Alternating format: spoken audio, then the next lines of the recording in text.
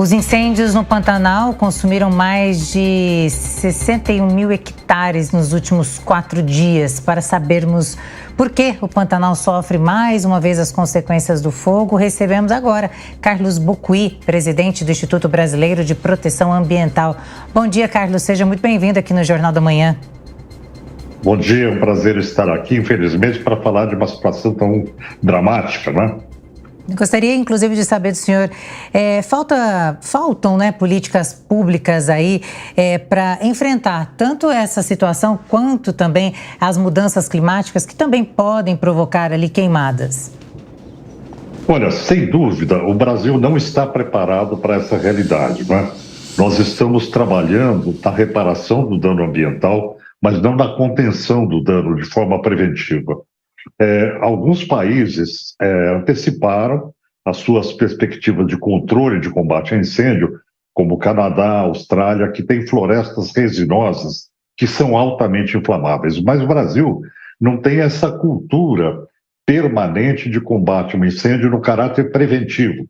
E aí tem algumas questões a considerar. Primeiro, você tem que ter um corpo de fiscalização eficiente, além de um processo de conscientização para acabar com a cultura do fogo, com o uso do fogo, mas também um aparato que possa garantir, do ponto de vista de fiscalização, que isso será cumprido. Não adianta multar, porque multar não apaga incêndio.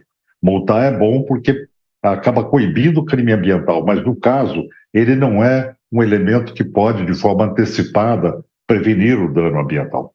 Então, o que nós temos que fazer é estabelecer uma política preventiva eficiente, tendo em conta que a situação é difícil. Veja que o Rio Paraguai ele não inundou as planícies de inundação, permitindo uma maior contenção do incêndio por questões naturais, não é? Agora, a grande causa que acaba ocorrendo, se identificando nesse processo, ainda é a cultura do fogo, onde se coloca fogo em pastagem para limpeza de pasto, onde se permite, por exemplo, por falta de fiscalização, desmatamento, né, para uso de áreas que são naturais para usos econômicos. Então, de fato, a questão é preventiva. O Brasil tem que entrar no processo preventivo. E outra questão é proteger as populações contra os efeitos da fumaça. Assim como você protege a biodiversidade do fogo, né, da destruição pelos incêndios, as populações acabam sendo submetidas a esse fogo de fumaça que tem material particulado, uma série de elementos que são danosos à saúde humana. Carlos, esse governo se elegeu, dentre outras bandeiras, com a promessa de defesa do meio ambiente. O presidente escolheu um símbolo para o Ministério do Meio Ambiente, que é a ministra Marina Silva. Ela podia ter feito mais já em 1 ano e meio de mandato? Olha, o que se percebe do ponto de vista do Ministério é que você tem as duas grandes instituições, como o IBAMA e o ICMBio, em crise, né? Eles têm metade dos funcionários que deveriam ter, não se consegue suprir os cargos vagos e eles estão em greve, né? Então, há uma crise instalada nesses organismos, que são os organismos mais importantes do Sistema Nacional do Meio Ambiente. A ministra Marina Silva, ela tem que lutar pelo Ministério para que o Ministério de Gestão ele contemple essas questões salariais e outras questões de composição de quadros que estão faltando nesse processo, né? Então, de fato, faltou empenho no sentido de estabelecer um Sistema Nacional do Meio Ambiente que possa fazer frente a essa situação.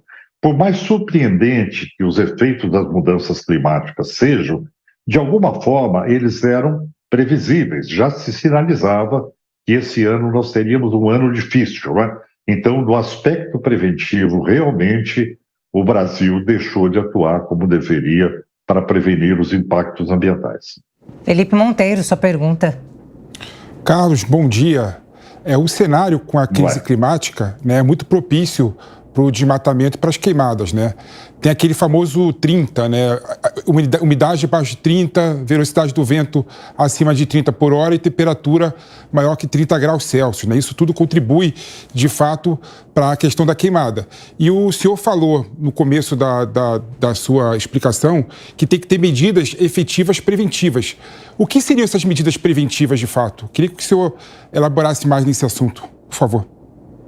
Olha, o primeiro ponto é: a gente não tem um quadro de combustão espontânea provocado pela natureza. Você não tem raio, você não tem elemento que esteja um elemento natural que provoque isso. Então você tem ação humana.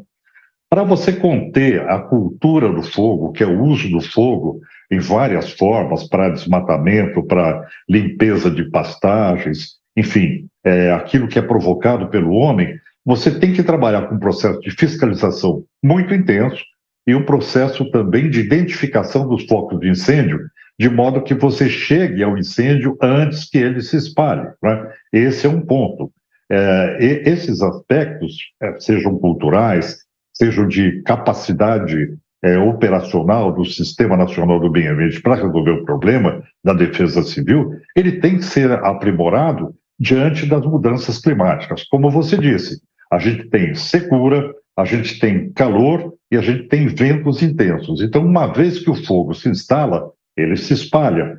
E para isso é preciso você ter elementos de combate, inclusive tecnológicos, não é? Como, por exemplo, o Canadá utiliza para combater incêndios florestais em locais de difícil acesso. Aqui a gente não tem tanto esse problema. Quer dizer, você pode resolver isso com grande parte com equipamento. Não adianta 2 aviões só, né? O Brasil tem que estar preparado para uma situação dessa de 1.500 focos de incêndio acontecendo.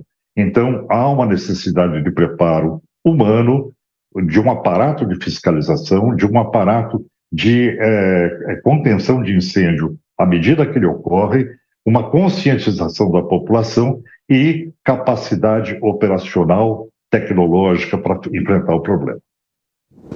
A gente ainda está lidando com a tragédia do Rio Grande do Sul, não é, Carlos? Faz 2 meses que começaram as inundações por lá. Estamos falando de uma secura, de um incêndio que destrói parte importante do Pantanal. Você acha que, de alguma maneira, o país já tomou consciência de que esse está para além de um assunto de viés ideológico, uma questão política, para se tratar de uma questão de sobrevivência, de fato? A gente está ultrapassando os limites aceitáveis de alteração dos ecossistemas, tá? O que nós fizemos ao longo das últimas décadas, principalmente nos anos 50 do século passado, foi ultrapassar os limites das mudanças climáticas de forma muito intensa. A consequência é essa: o clima mudou e o clima se tornou adverso. Agora, o que fazer com relação a isso? As pessoas estão mais conscientes porque o temor e as previsões, elas trocaram de lugar por notícias. Hoje você tem notícias de impactos ambientais no hemisfério norte, na Índia, na região da Arábia Saudita, Península Ibérica, nos Estados Unidos. Quer dizer, a questão climática, ela tomou o noticiário internacional. Ela não é mais uma ficção, ela é um fato, né? Ela se comprova no dia a dia. O meu temor é que, diante desse quadro catastrófico que nós estamos vivendo, Rio Grande do Sul, Pantanal e outros biomas como Cerrado, Mata Atlântica, que estão sofrendo também efeito das chamas, não é que a gente transforme a área ambiental num pronto-socorro, né? Enquanto que a área ambiental ela tem uma agenda enorme e ela deve ser trabalhada no seu aspecto preventivo, para a proteção da biodiversidade. As instituições devem funcionar corretamente, o licenciamento deve ser bem preciso, o planejamento das cidades deve ter uma capacidade de planejar as cidades para evitar as ondas de calor extremo. Então, tudo aquilo que é planejamento, que é gestão, que é política ambiental preventiva, não pode ser abandonado para que nós passemos a um estágio de pronto-socorro, né? Tem que se continuar toda a agenda ambiental. Então, tudo aquilo que o governo destina para socorrer as populações passa a ser importante e é necessário, mas nós não podemos abandonar todas as agendas ambientais devido a esses desastres, né? Bem, conversamos com Carlos Bocuí, presidente do Instituto Brasileiro de Proteção Ambiental. Muito obrigada pela sua participação aqui no Jornal da Manhã. Eu que agradeço. Espero que as coisas melhorem.